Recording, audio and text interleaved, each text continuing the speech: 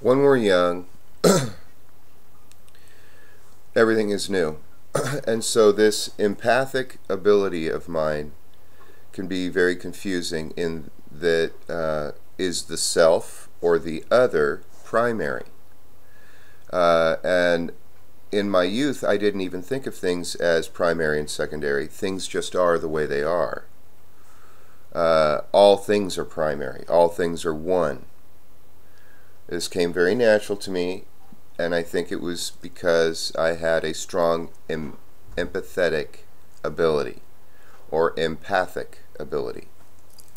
And it was natural to me. But as we grow, we realize that some people do not empathize with others nearly as well, or when they do empathize with others, they can only integrate an empathy with another to the level of self-understanding that they have of themselves. And I'm reminded of a story about an explanation about a psychologist and a patient, in that the psychologist can only go to the places they have themselves traversed with their patient. So if their patient has gone places that they haven't, that the doctor hasn't, then the doctor should refer the patient to someone that has that experience, that kind of depth experience, or is going places where someone else may know. They may know that have gone there.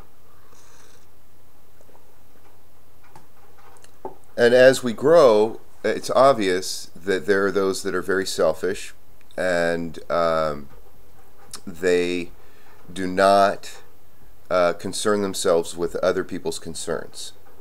Their primary concern is themselves and their own experience. So all their inner experience is just rushing up all the time. And it may seem as though they're selfish.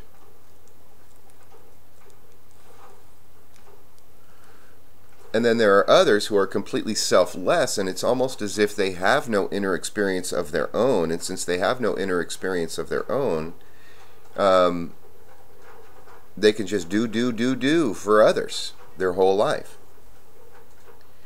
And I think that I have been able to observe in my life people who have been very selfless, born with a natural tendency to consider themselves secondary to the primary needs of others, and then watched that person as they grew older and older and were influenced by selfish people. And then when they went to exercise their own self primarily in relationship, they came off way too strong because they didn't have any experience in how to share themselves, because they had no real identity of their own.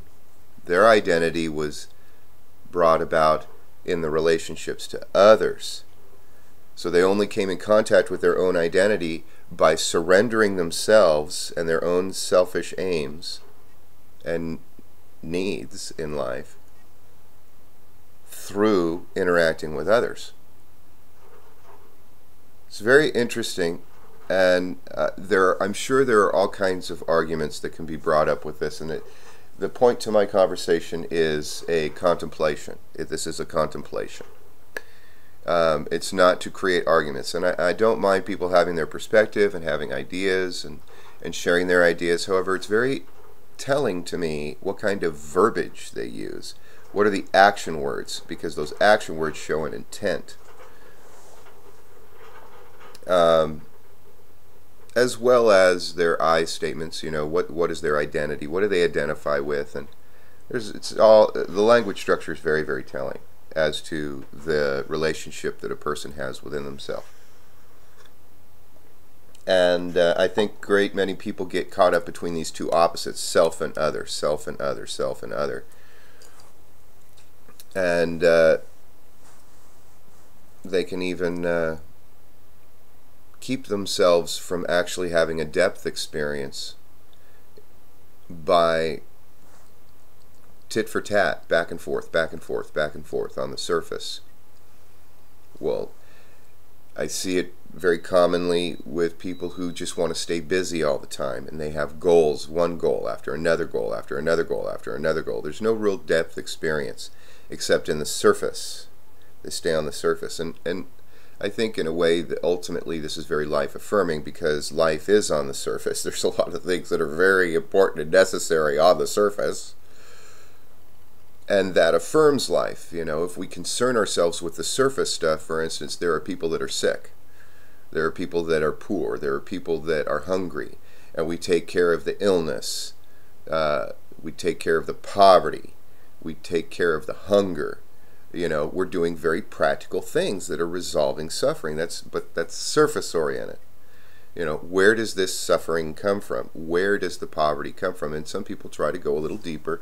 But then what we end up getting is a bunch of arguments between, you know, this social system and this social system. You know, there are those that say communism is better than capitalism, you know, and then it's just an argument.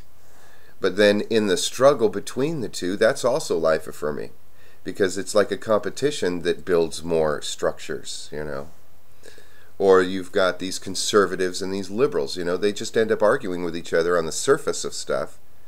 And that argument can be productive, you know, but it never goes to the deeper experience of as to why these things have come into existence.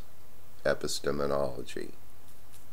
You know, what is true about their existence? What is a true causation? Outside of what we would like to believe, what is the truth, kind of thing. And the reason why I bring all this up is the other day I mentioned an aphorism I have. Truth and belief are shed like a serpent's skin. No, faith and belief are shed like a serpent's skin once you know.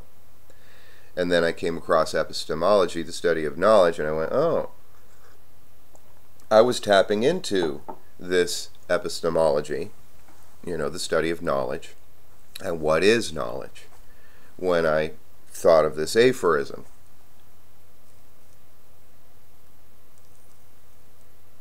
But for me, it's very important not only to integrate the studies of epistemology, but also to stay true to my own experience.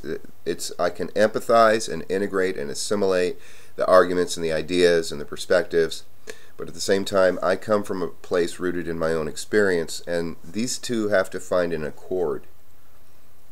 And I think in this relatedness between, you know, reading these studies and then reflecting within myself as to, you know, what does my life respond